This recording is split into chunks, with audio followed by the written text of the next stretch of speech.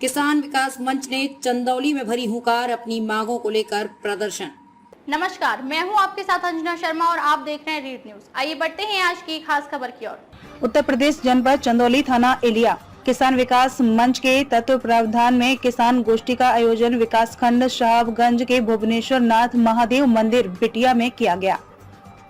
इस गोष्ठी में डॉक्टर स्वामीनाथन आयोग की रिपोर्ट लागू करने और बाण सागर परियोजना को लागू करने की मांग की गई। संगठन के प्रवक्ता जयनाथ सिंह ने पुरजोर तरीके से एन रिपोर्ट के संबंध में कार्यकर्ताओं को संबोधित करते हुए कहा कि बाण सागर परियोजना से मूसाखाड़ बांध को जोड़ना और दूसरी बात है स्वामीनाथन आयोग के सिफारिशों को सरकार के द्वारा लागू करवाना हमारी प्रमुख रूप से दो मांगे हैं। जैसा कि आप सभी किसानों को इस वर्ष धान की रोपाई करने में काफी मशक्कत करनी पड़ी, उसके बाद भी हमारे कुछ किसान भाई पानी के अभाव के कारण धान की रोपाई नहीं कर पाए। मौजूद रहे इस दौरान राम अवध सिंह, इंद्रदेव यादव, संजय सिंह, अरुण सिंह, राधेश्याम पांडे, सोनू सिंह, मनमोहन सिंह, तौसीफ खान, सुरेश मौर्य, अशोक द्विवेदी, श्यामलाल मौर्य, सरोज यादव, राम दुलार यादव आदि लोग मौजूद रहे। चंदौली यूपी से मोहम्मद हासिम के साथ तौसीफ खान की रिपोर्ट। नमस्कार, रिट न्यूज चैनल में आपका स्वागत है। मैं इस समय साहबगंज ब्लॉक पे खड़ा हुआ हूँ, जहाँ पर किसान योजना के अंतर्गत एक मीटिंग की जा रही है। आइए मैं जानता हूँ ये क्या है पूरी मीटिंग का मतलब। सर, आज एक मीटिंग आप लोग यहाँ कर रहे हैं, ये क्या है पूरा उद्देश्य? उद्देश्य इसका है बाण सागर परियोजना से मूसाखाड़ बांध को जोड़ना। दूसरी बात है स्वामीनाथन आयोग के सिफारिशों को सरकार के द्वारा लागू करवाना। हमारी प्रमुख रूप से दो मांगे हैं। हमको बाण सागर परियोजना से जोड़ दिया जाए। दूसरी मांग, डॉक्टर स्वामीनाथन आयोग की जो रिपोर्ट है सरकार के पास 2006 से लंबित पड़ी हुई है, ठंडे बस्ते में है, उसको सरकार अमल में लावे और उस पर कार्रवाई करते हुए डॉक्टर साहब की रिपोर्ट को लागू करने का काम करे। सर, ये सरकार किसानों के प्रति क्या कार्य कर रही है? सरकार का, किसी भी सरकार का, जो पूर्व में रही या वर्तमान में, अभी तक किसान हित में बहुत बड़ा काम हम लोगों के समझ में नहीं आया। क्या किसानों को समय से खाद मिलती है सर? कभी मिलती है, कभी नहीं मिलती है। अगर किसानों का धान और गेहूं पैदावार सरकार द्वारा लिया जाता है तो क्या समय से भुगतान किया जाता है? पहले तो समय से लिया ही नहीं जाता है। सबसे बड़ा समस्या जो किसान को है, अपना फसल को बेचने का है। हमारे पास जो उत्पादन धान और गेहूं का होता है, बेचने में बहुत ज़्यादा मारामारी है, उसमें कमीशन खोरी है। जो बढ़ चढ़ करके कमीशन देगा उसकी तो खरीदारी इन प्रकार हो जाएगी, भुगतान हो जाएगी। जो कमीशन नहीं देना जाए अगर चाहेगा तो देश की उसके सामने समस्या खड़ी की जाएगी। लेबर नहीं है, बोरा नहीं है, जगह नहीं है, अभी हम नहीं ले सकते, धान की क्वालिटी नहीं सही है, इन सब बातों से टाल मटोल किया जाता है। सर, ये जैसे बरसात में या बारिश न होने पर धान जो खराब हो जाती खेत में, क्या उसका मुआवजा भुगतान सरकार करती है? जी नहीं, कोई भुगतान नहीं करती है।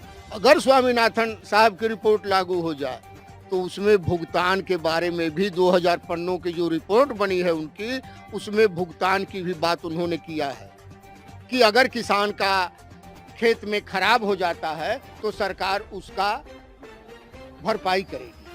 सर, सूत्रों के मुताबिक ये पता चला है जो काले चावल थे उसमें भी अभी भुगतान नहीं हो पाए हैं। क्या है ये पूरा? काले चावल का हब के रूप में चंदौली को देखा गया। काले चावल की खेती भी यहाँ पर हुई, लेकिन जिन किसानों ने काले चावल की खेती कर लिया वो किसान रो रहे हैं। उसका मार्केट नहीं है, बाजार नहीं है, कोई लेने वाला नहीं है, कोई खरीदने वाला नहीं है, गोदाम में सड़ रहा है। सर, सरकार द्वारा तो बहुत बड़े बड़े वादे किए गए हैं किसानों के प्रति, हर एक चीज लागू की जा रही है। क्या ऐसी समस्या आ रही है जो आप किसानों तक नहीं पहुंच पा रही? मनसा ठीक नहीं है, हम तो यही कहेंगे।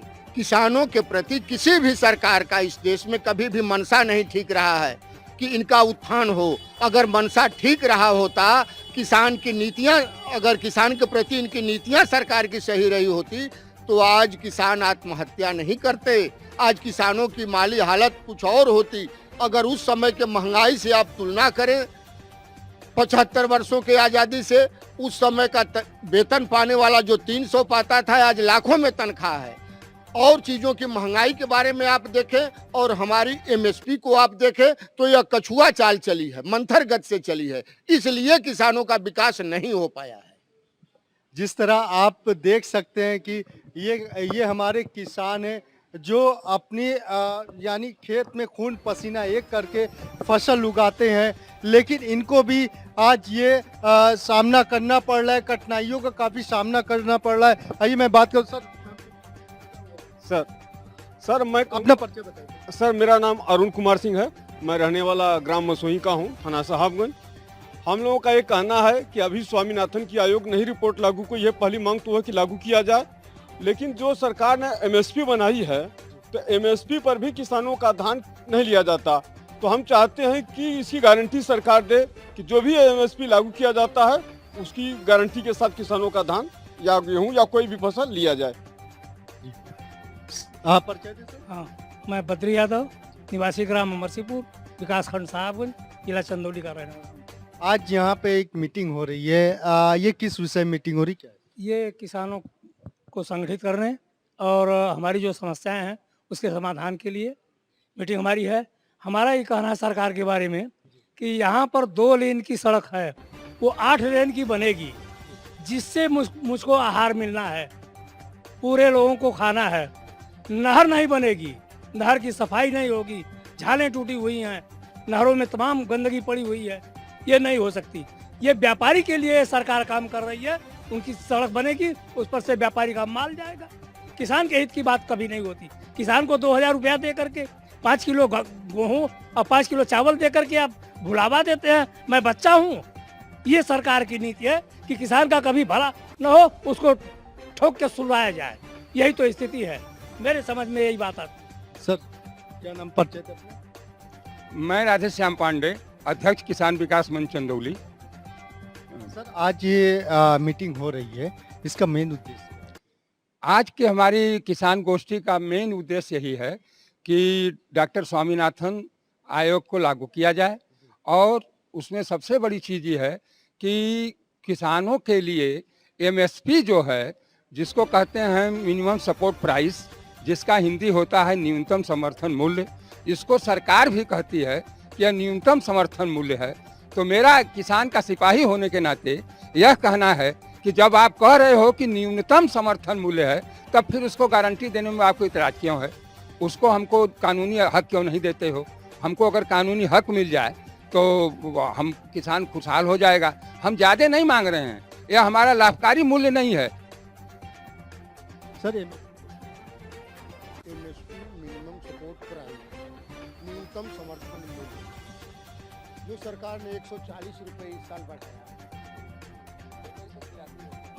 2183 हो गया।